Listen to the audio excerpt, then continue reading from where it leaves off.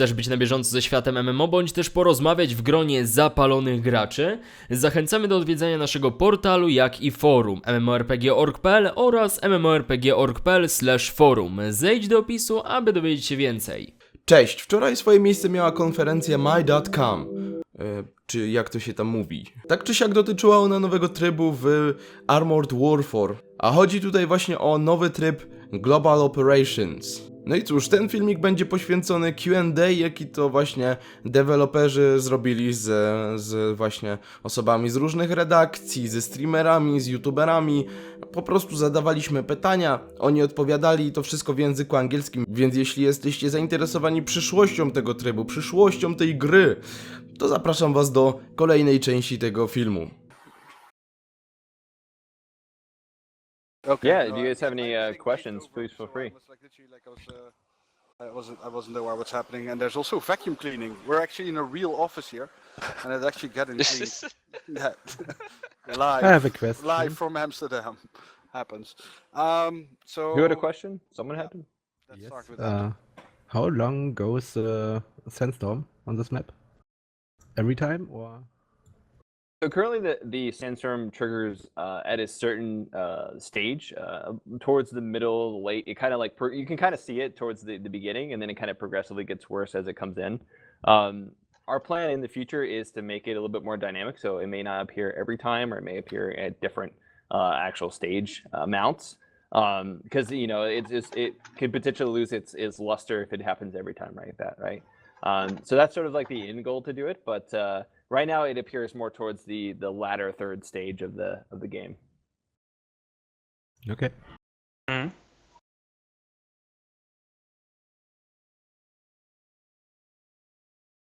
Yeah, sorry, I'm just trying to assimilate everything that I've just, No just worries. seen. I can't really think of anything to ask at the moment, but I'm sure I will. What's I'm curious. What were you guys' overall initial impressions with playing the first round there? Can I That chip was in fun. there? Like there was one thing that happened. What people got away is that tier 8 is pretty nice to take. I saw that happen. For the next round, if we do the next game, like the tier 8, apparently in terms of game code and unlocking the right tanks, the Terminator is kinda close to the Ramka. So that happened on a few accounts. We tried to make sure that everyone only had tier 6s, but there's a few accounts that have tier 8s unlocked. Just in the gesture of fair play.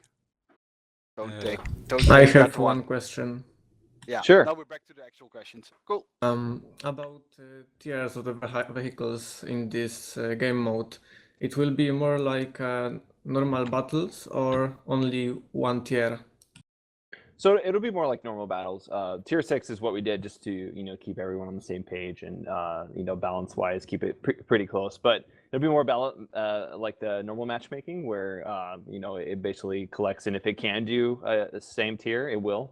If not, it'll sort of branch out a little bit there and try to get as close to that tier as possible. So that it functions much like normal PvP in that respect. Okay, then tell me, in future we can use more than one tanks? Just thinking of that question. For the initial global operations, it is going to be one tank. We really haven't sat down and looked at structurally like what kind of work it would be to allow multiple tanks. One thing is that when you do a mode like this, or when you do any mode, when you load into the game, your client has to load all of the models for all of the tanks that are going to be present in that mode. That way there's no loading or anything like that. And so when you allow for multiple tanks or more than that one tank, that means that you can potentially have 60 different models if everyone brought 2 different vehicles independently, which does actually increase the loading time. It increases the requirements for lower spec computers. So those are all things that have to be taken into account when pursuing an option like that. That isn't to say that we wouldn't do that. It's just something that for this first version we weren't able to accomplish. Okay. Is there so far an approximate release date, or? So currently we're shooting to have global operations be part of the patch 0.18. So that is the next patch for Armor Warfare currently slated. Well, it certainly seems mature enough to come out of the next patch based on, one playthrough. Yeah, we've been working, as Rich said, for 6 months, so it's come a long ways. Yeah, this is an old build too, so this is a little bit behind where we're at with the mode as it is now.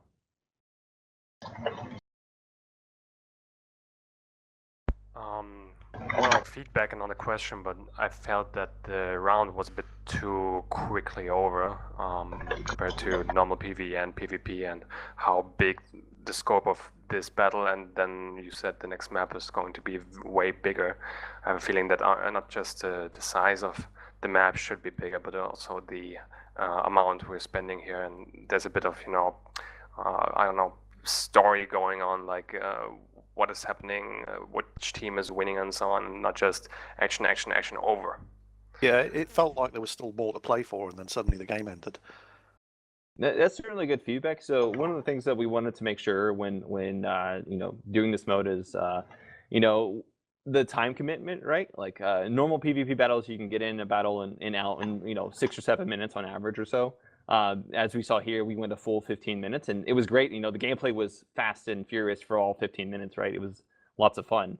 But we do want to make sure that it doesn't feel like you have to have a 20 or 30 minute requirement to stick in there and stay with it. Session-based gameplay, especially for Armored Warfare, is designed around a little bit quicker play.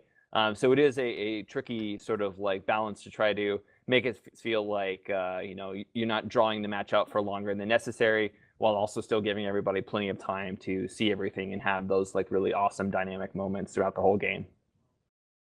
I think like 50 minutes is totally fine, because most of the games I actually stopped playing a lot of games where I was like stuck in multiplayer fights for like 30 minutes, 60 minutes, or whatever. So I think this time limit is okay. I also should mention that 15, like we saw, we ran out of time. Generally speaking, in our internal playtest, we will not run out of time. We'll actually like have all the tickets depleted and stuff like that. So I think as people get more accustomed to the mode, the time itself will feel differently as people sort of get their strategies, get a better understanding of where they want to go, who they want to kill, and capturing things like that as well. Yeah, that's, I have to admit, that's probably just a factor of never having played it before and having no idea what we're doing or where we're supposed to be going. Exactly. We couldn't play, and I looked for it because that would have been the thing I would have played, the artillery. And when I play this mode and I look on the map, there's a lot of cluttering on small positions on this big map, and a lot of enemies sticking together, obviously, in PvE enemies and the enemy team.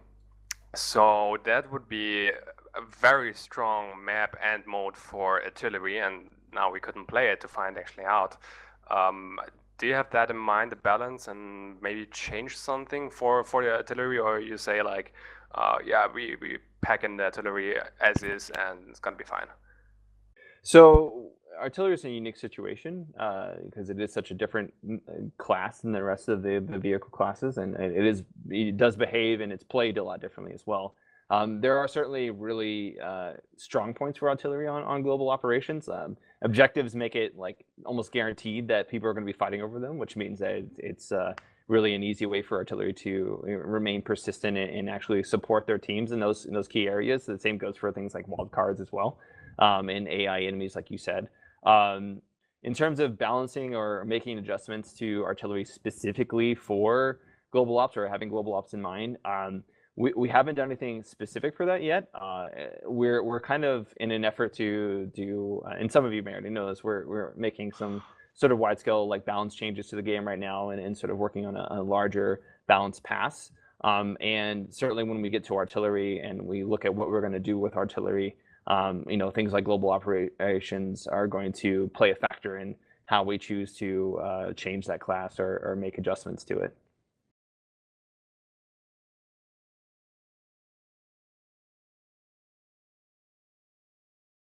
So what's the reward scale going to be for global operations? Where PvE is more XP based, PvP is more credit based. What's the structure for global operations?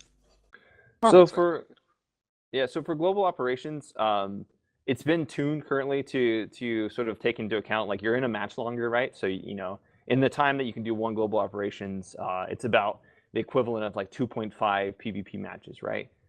So that's basically how the rewards scale. You have about 2.5 times as much rewards at the end of the match as you would in a normal PvP game. So it's just as viable as normal PvP to progress, and in the same respect, it's similar in the PvE in terms of like you're going to get a lot of reputation and credits for going into a longer mode like that. Things you're not going to be penalized like you do in PvE for dying and having to sort of repair and lose credits every single time you die and repair. So there is more like flat costs there, if you will. But we have tried to tune it in a way where it feels comparable to about 2.5 times as much as a traditional PvP match. Cool. I got a question. Sure. Will the current maps also get this game mode, or is this game mode specific for like a very few maps that will be made, or how is that going to be? So Desert Crossing was designed. Initially, we were designing Desert Crossing to be just a traditional PvP map, and around the same time as when we started up the development of Global Operations.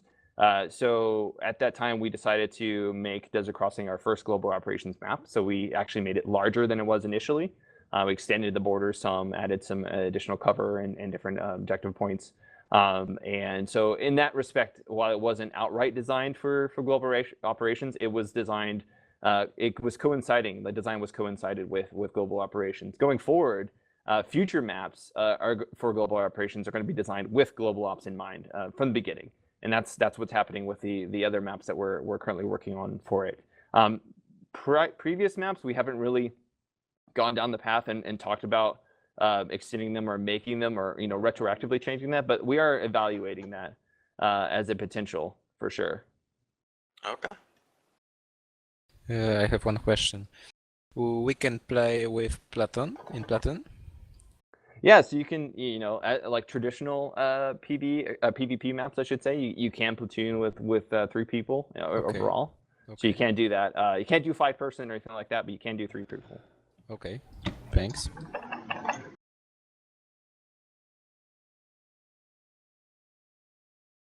How are the reward system for capturing points and sniper on the ridgeline? Is there any bonus for capturing points?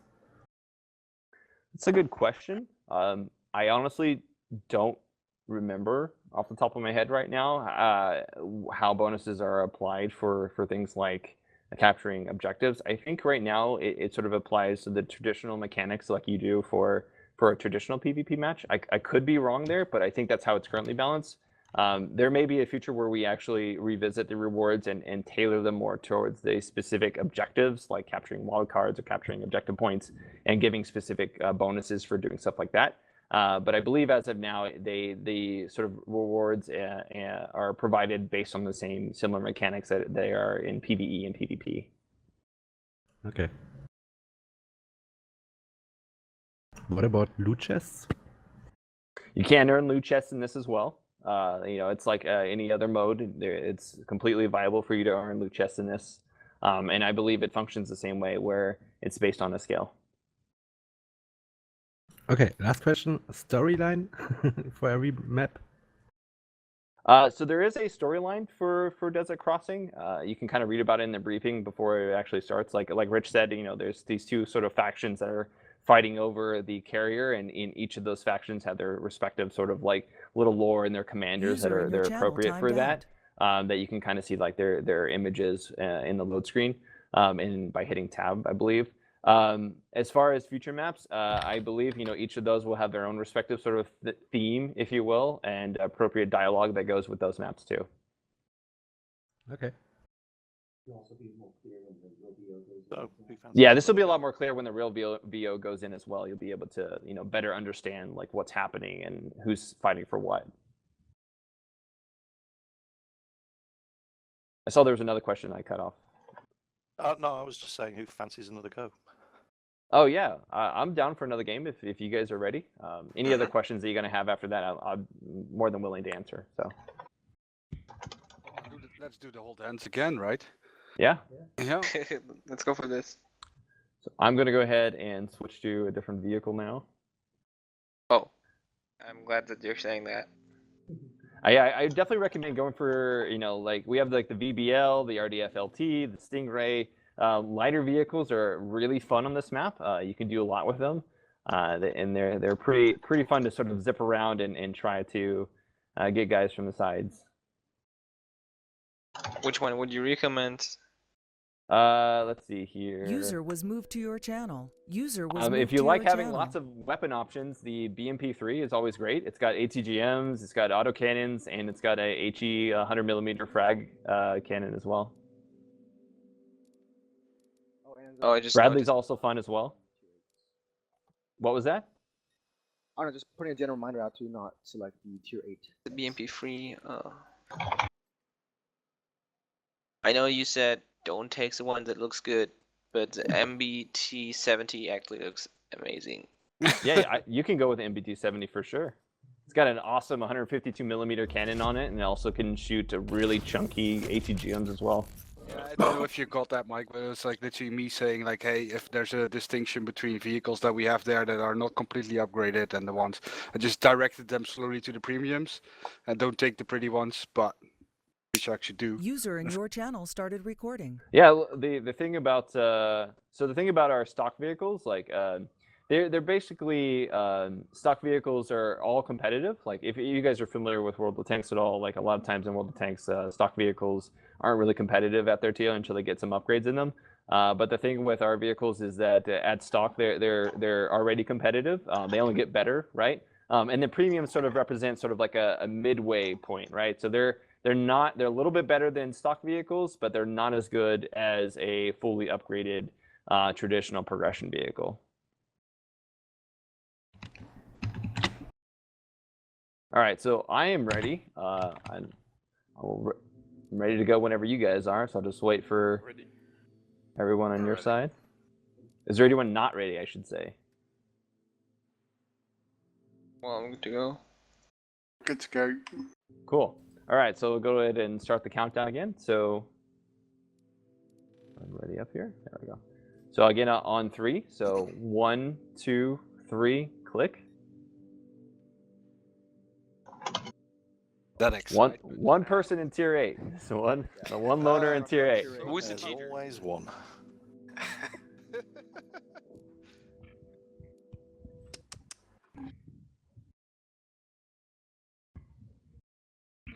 Disconnected from the server. You got a few seconds to get in before the matchmaker automatically kicks over. 10 AFEs now. Nice. It's a big difference there. Well. I just hope I don't get skipped again. But who took the tier 8?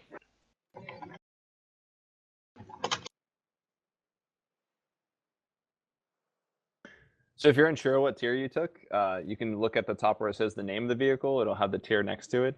You can also look on the carousel at the very bottom. You'll see it'll say in queue, and then you'll see the number next to the name of the vehicle as well.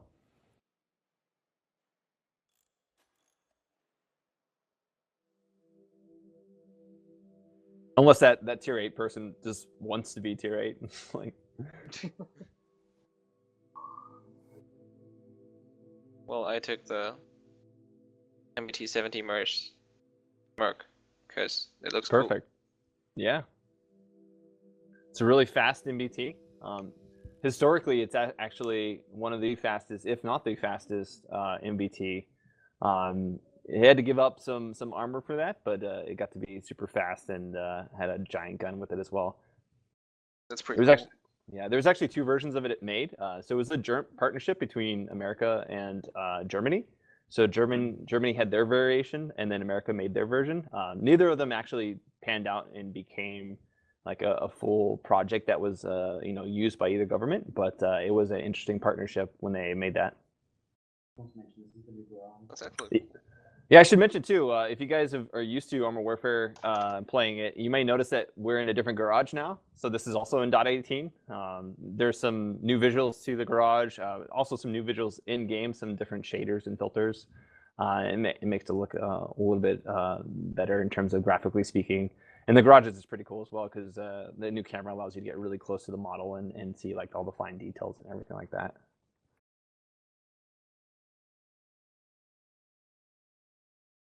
All right, we're joining the match. Let's go. All right, guys. So, was there any other follow-up questions that you guys had after this next round that we just had? It seems as if the ATGMs yeah, on the actually, I have Terminator one. seems to fire into the ground.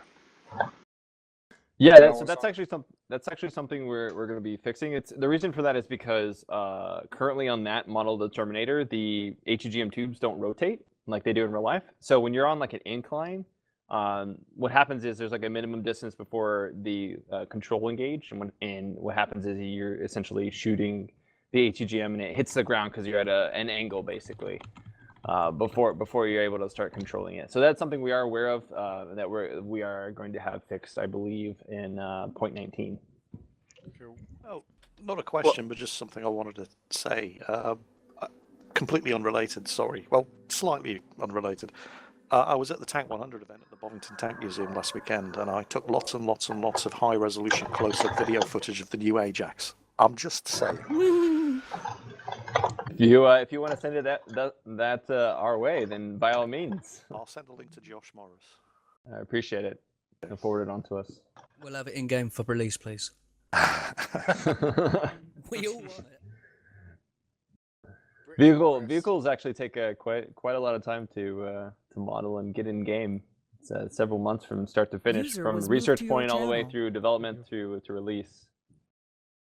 So we'd have to start on it now if we wanted to get it in like 0.22 User or was something. moved to your channel. Well, you know what to do. Yeah. Has there been any airstrikes called down yet? Because I haven't seen that. I didn't see So any, in this, unfortunately, it looks like in this build there's a slight bug or it's undertuned where they're not showing up as frequently as they should. So in live you'll see them much more frequently towards the third stage, sometimes 2 at a time. So yeah, it is unfortunate that you guys. I think there was one. I saw one in the first game. Someone grabbed it, but I don't think they actually called it in ever. I had it, and I got not the airstrike. I got a towered place as a bug. Oh, okay. I think that's a bug with the current this older build where when there's transitions basically it'll show an old icon on the map, but it'll be something different. So yeah, that's a little unfortunate. But yeah, so airstrikes, they're not to be as prolific as like the UAVs or even the pillboxes. But they are supposed to show up a little bit more frequently towards the end. The reason why they don't show up as much is because you can potentially wipe out 6-7 people if they're clumped up with one airstrike, which is a pretty huge ticket disadvantage when that happens. Plus the 30 seconds that all those guys are out.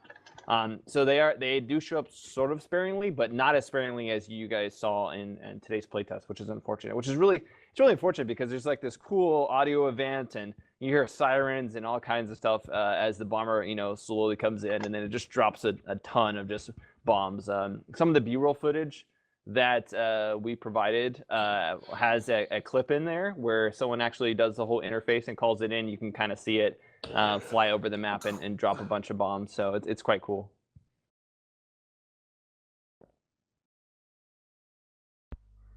I've a question towards the creeps. Let's say them, the neutral AI on the. What is when they get attacked by 2 enemies from different teams? How does the AI manage to choose the right target, or which target will it pursue? And the other thing is, how's the spotting mechanic work?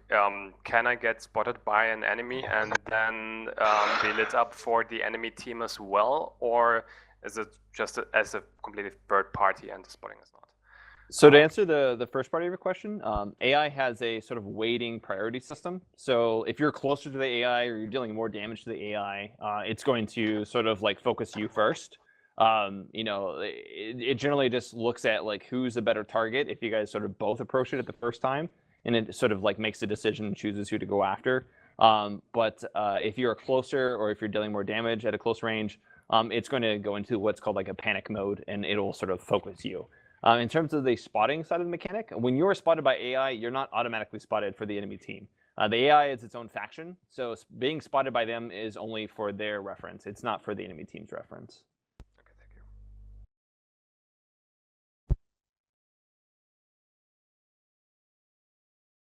you. Any other questions?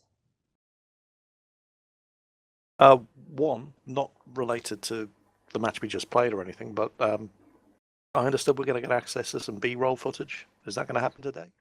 Yeah, that's gonna happen today. Frank actually already has the stuff. He can hook you up right after. Cool. Because I plan to get a video out on this tomorrow. Awesome. Yeah, we all watch all of you guys' videos and streams. For those of you from the influence community, we're very in tune with all the content that you guys put out, so we really appreciate it. Well, it's a win-win situation for everybody. Mm-hmm. Yeah, pretty much. Cheers. That's good to know. You take an active measure to watch everything. That's really good. We're very involved with the community. We're very invested with them, I should say. Definitely want to take all their opinions and concerns and thoughts into account. And when global operations is sort of our first, not first, but our big endeavor for us to sort of produce something that's new for the community, that's new for lovers of tank games, that really sort of like brings in the feel of a modern battlefield with that kind of dynamic gameplay with the UAVs and the bombers and all that. And User really with disconnected global from your operations, channel. with this first global operations map, this isn't just like a standard carbon copy game mode that we're going to apply to multiple maps. There'll be variations of it in terms of like what are some of the wild cards. We have different ideas for wild cards and all that stuff. And I definitely can see us adding more and more depth and different styles of wild cards for the respective maps that we put out in the future. So for the next map, join us tomorrow, right? Mike? Not quite. It's still a little bit ways off in development. Yeah. I have to admit, I was very curious to see where you were going to take Armored Warfare before you announced Global Ops, because I mean, Obsidian are known as the role-playing game guys, the story guys, and then obviously Obsidian are doing a tank game. What? Okay. This is going to be worth watching, and I particularly enjoyed the co-op battles. When I want to kick back, relax, and just have some fun with not as much pressure, I'll play the co-op battles in Armored Warfare, and I think they're very, very well done, and they have been getting better, obviously, as you get further in the development process. But I was kind of curious because obviously these are modern vehicles, main battle tanks. All of the armor is in the front 60-degree cone.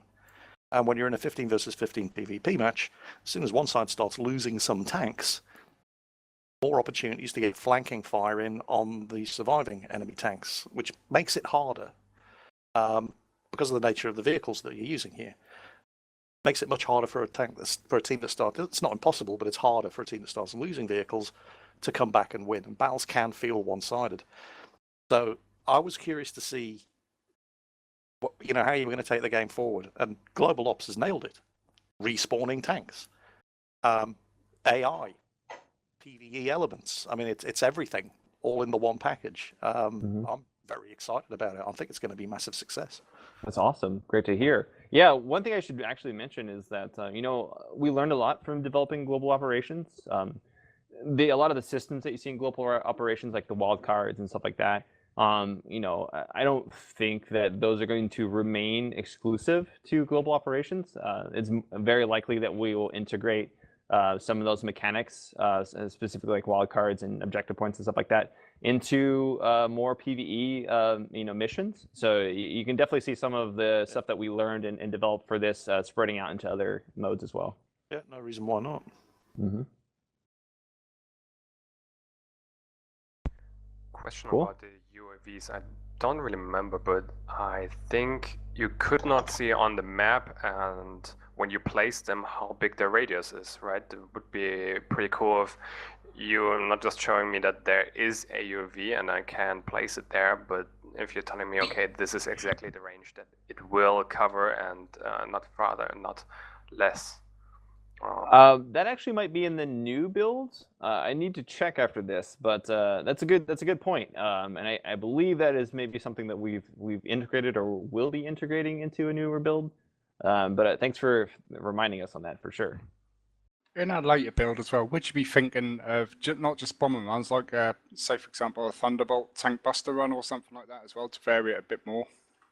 Yeah, I mean, like the bomber run is certainly like the most catastrophic and visually impressive. But there are definitely other air support sort of runs that can be done. Things like the Warthog and stuff like that would be pretty cool. Or an artillery strike. Just call it an artillery fire mission. Or an artillery strike. Yeah, exactly. There's less assets required to actually get it into the game because it happens from off the map, and it could, for example, not do as much damage as a carpet bombing from a B2, perhaps pop up slightly more regularly.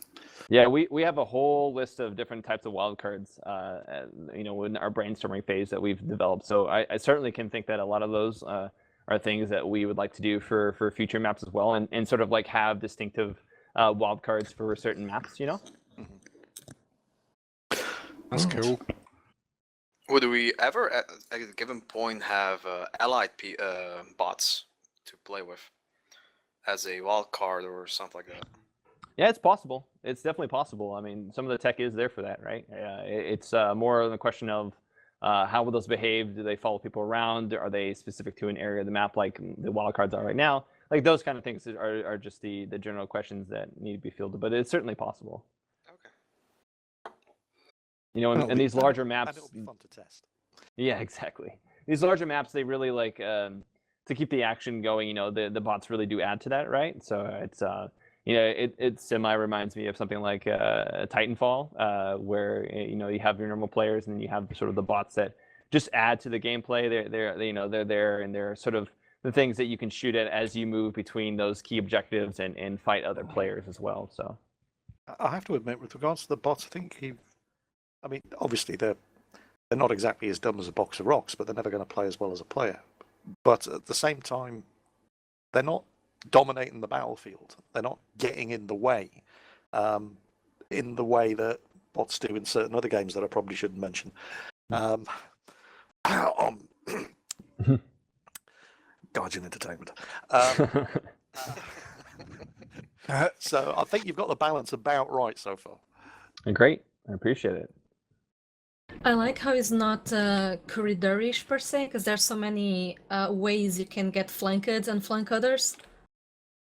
Yeah, we really wanted to, open up some of these maps, and there are still some corridors aspects. So MBTs can still protect their sides if they choose to go down those routes. But for them to really go after some of those key objectives, they have to expose themselves, and really. Like, I also think that also opens up opportunities for MBTs to sort of protect some of the squishier targets. Like, for me, example, in these games, like I was playing a MBT a couple times, and I sort of parked myself a little bit to the side of some of the, like a Centauro or a VBL, just so I could shoulder some of that, right? Sort of block a couple of shots while the VBL or the Centauro sort of shot from behind me a little bit. These maps really give that opportunity to do those kind of things a lot more, those kind of tactics. Yeah, I have to admit, I mean, I was zipping around in the VBL, and it might just be my inexperience with the map, but I never felt like I was being channeled in one direction. I always thought, right, I want to go there, and I could. Yeah, that was a big goal for this map. Like with the ever-changing objectives, like it's really important that you feel like you can, make a decision on the fly and choose to go in a different direction and go for a different objective. I have to say, from my perspective as the Stingray player, you got sniper nests on this map pretty well. The ones that I found, especially the south bridge, where when 5 spawned at the point, and all the enemies wanted to go there, I could take down 4 or 5 people or something, and actually that was how I got most of my kills. And then you have those, I don't know, silos or something, and with a ramp, and you can drive up there, and you can shoot to the middle of the map and kill the enemies that are on the carrier, and then on the very top and north of the map, you can shoot down from that to pretty much all of the rest of the map. As somebody who's mostly playing Stingray or XM8 or something in the main game, and I feel like some maps are not having those kind of opportunities for this tank and my class.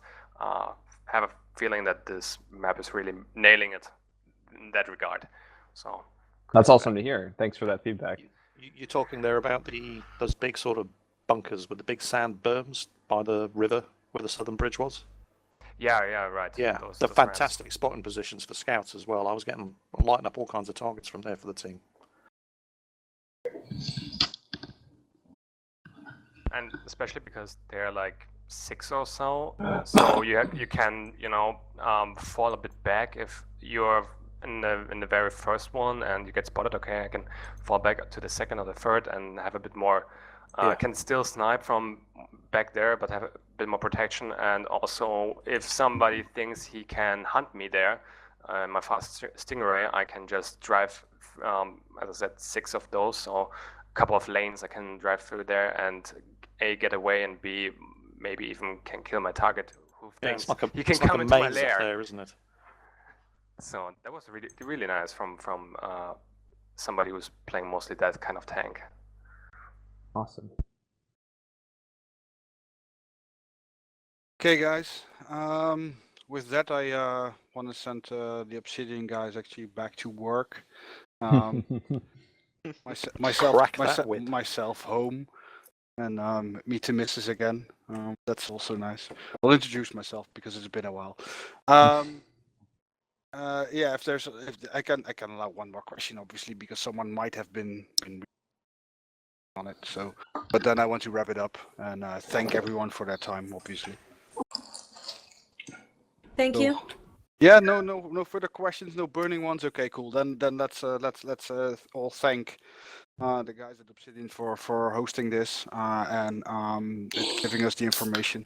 And then I want to thank you guys all for your time.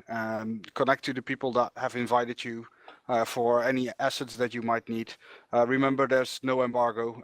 Even if you're paying attention, you might have noticed that we did it on Hitbox, which we thought was a little bit more private, but we got a little bit more traction by doing it like this. Anyway, no embargoes. Get the word out if you wish, and otherwise, I hope you just enjoy. Do we need to submit any footage to yourselves before publication? If you recorded anything right now, or took screenshots, I would love that you pass them along, just to get because we actually provide you with all of that. But yeah, well, let's have a conversation about it. That's what I'm saying. Cool. Cool. Cheers for that. That's much appreciated. Thank you. Thanks for coming out, guys. We appreciate it. Definitely, thank you. Yeah. Anyone fancy playing another game? Oh yeah. It was definitely fun. I would love to. User disconnected. I've got to get to work for video. Thanks, guys. I'll see you later. Cheers. Thanks, everyone. Bye. Bye-bye. Bye. Goodbye. Thank you. User disconnected from your Good channel. video jingles, by the way, earlier.